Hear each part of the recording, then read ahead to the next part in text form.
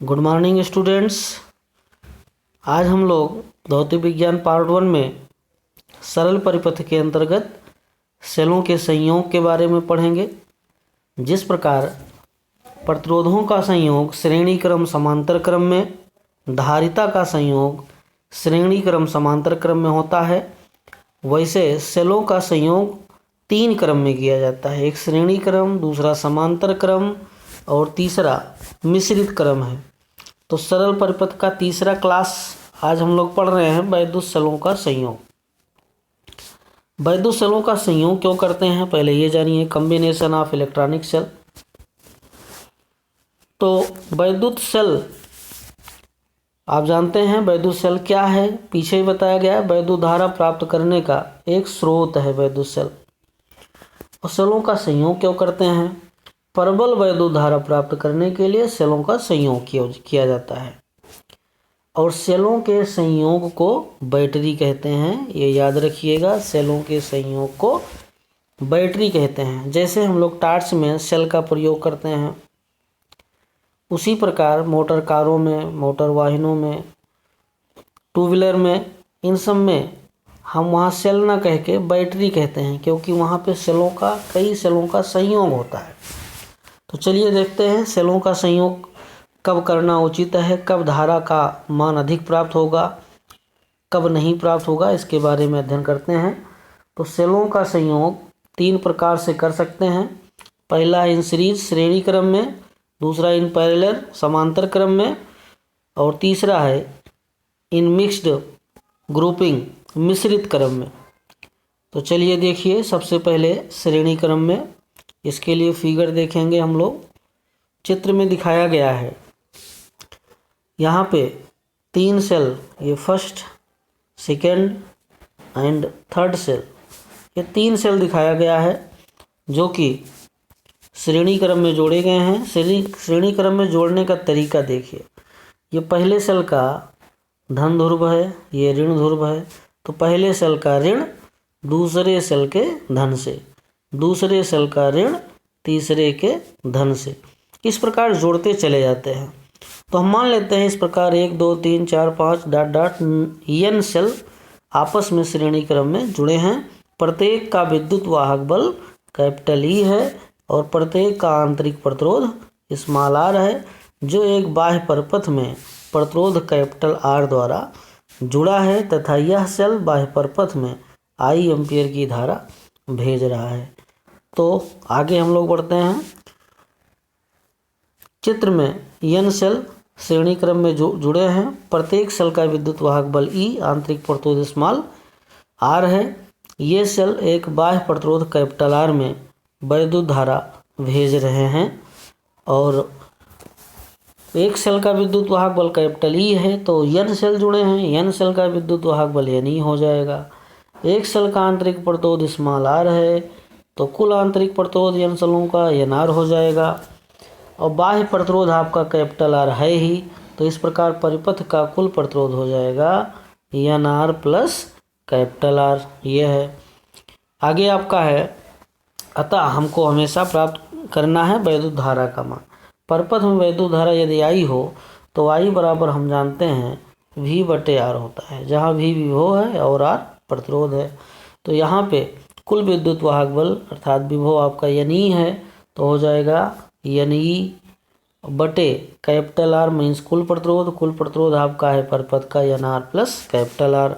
तो इस प्रकार हमने देखा श्रेणी क्रम संयोग में धारा का मान मिलता है I बराबर NE बटे NR प्लस कैपिटल R। अब देखिए कंडीशन, किस स्थिति में इन 2 कंडीशन है, कब हमको धारा अधिक प्राप्त होगा, कब जोड़ना उचित है, कब नहीं। इसके लिए देखिए, फर्स्ट कंडीशन है यदि NR is less than capital R means कुल आंतरिक प्रतिरोध बाह्य प्रतिरोध से कम हो। NR छोड़ दीजिए। तो समीकरण 1 से, इसी समीकरण से हमको मिलेगा I बराबर NE बटे कैपिटल R। NR को नेगलेक्ट कर दिया गया। और इस स्थिति में हम देख रहे हैं N गुणे E/R, जहाँ E/R जो है एक सेल से प्राप्त धारा है। जितना n सेल जोड़े हैं तो n गुना हुआ है। अर्थात इस स्थिति में जितने सेल जोड़ेंगे उतनी अधिक धारा प्राप्त होगी। और इस कंडीशन में जोड़ना फायदेमंद है सेल को, जिससे अधिक धारा प्राप्त किया जा सकता है। कब? जब कुल आंतरिक प्रतिरोध बाह्य प्रतिरोध से कम हो। सेकंड कंडीशन देखिए, सेकंड कंडीशन कह रहा है यदि कैपिटल आर बाह्य प्रतिरोध इज लेस देन कुल आंतरिक प्रतिरोध, यानी बाह्य प्रतिरोध आंतरिक प्रतिरोध से कम हो, देन आई बराबर एन ई बटे N R. Capital R neglect कर देंगे, एन से एन कैंसिल कर देंगे, आपको मिलेगा आई बराबर कैपिटल ई बटे स्मॉल आर, जहाँ ई बटे आर एक सेल से प्राप्त धारा है। हमने जोड़ा है एन सेल, लेकिन हमको प्राप्त हुआ है एक सेल के बराबर धारा। और इस स्थिति में हम कह सकते हैं कि सेलों को श्रेणी क्रम में जोड़ने से कोई लाभ नहीं होगा।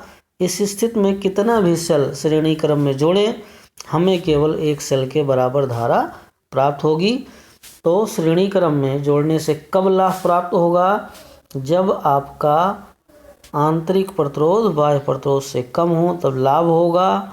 और कब लाभ नहीं होगा? जब बाह्य प्रतिरोध आंतरिक प्रतिरोध कुल आंतरिक प्रतिरोध से कम हो, तो श्रेणी क्रम में जोड़ने से कोई लाभ नहीं होगा। चलिए आगे बढ़ते हैं। दूसरा टॉपिक आपका है समांतर क्रम संयोजन, जिसे पार्ट्स क्रम कहते हैं, इन पैरेलल कहते हैं। इसके लिए इसका फिगर देखिए, समांतर क्रम का दिखाया गया है।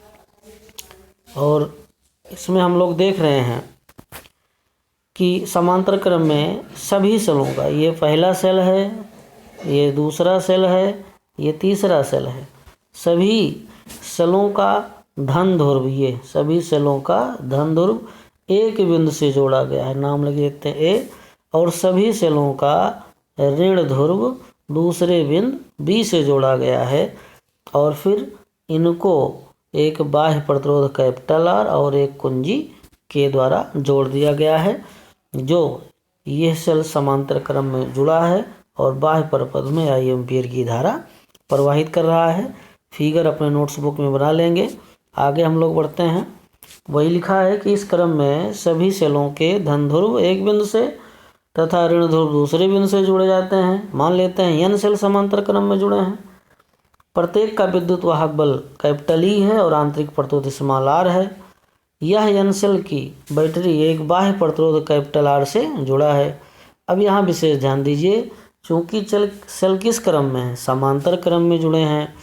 अतः समांतर क्रम में चाहे जितने सेल जुड़े हों, सभी का विद्युत वाहक बल एक सेल के विद्युत वाहक बल के बराबर होगा।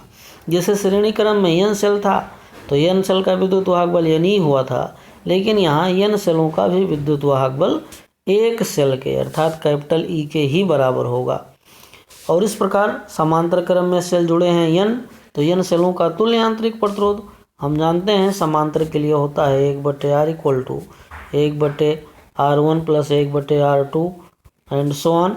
तो हम मान लेते हैं सेल का कुल आंतरिक प्रतिरोध R1 है, तो 1/r1 बराबर क्या हो जाएगा?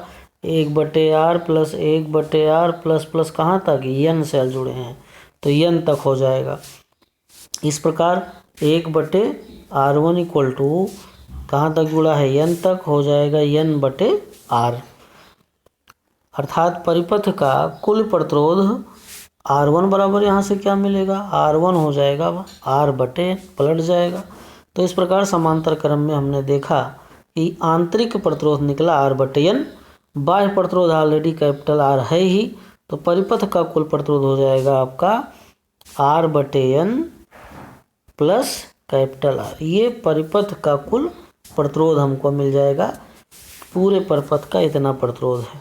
आगे हम लोग देखते हैं, यदि पुनः धारा का मान निकालिए। यदि बाह्य परिपथ में विद्युत धारा आई हो तो वही हमने बताया है, आई बराबर विद्युत वाहक बल E/R, जहाँ E विद्युत वाहक बल है और एन सेलों का भी विद्युत वाहक बल समांतर क्रम में कैपिटल ई है।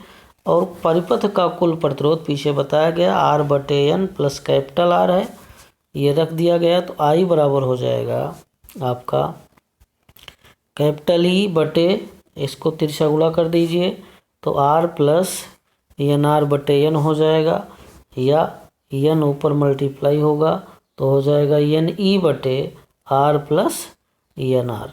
इस प्रकार हमने देख लिया कि धारा का मान बाह्य परिपथ में कितना होगा। अभी श्रेणी क्रम में धारा का मान बताया गया था, समांतर क्रम में आया। इसमें भी 2 कंडीशन है।